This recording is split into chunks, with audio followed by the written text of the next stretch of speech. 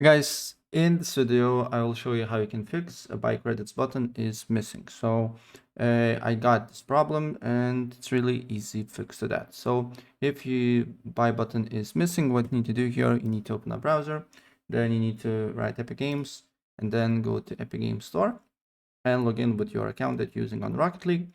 And then here should be a login button. Then you need to go to account.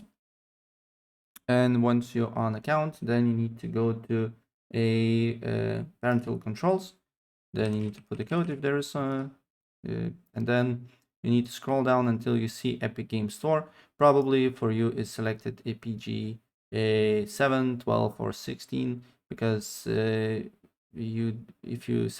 these options is selected, you cannot use a Epic Games Store. So select PG 18 or unrated. Save the changes, restart the game, and your problem should be fixed. And if it's not the case, then you need to just go to payment management and add funds to your wallet on the website, right?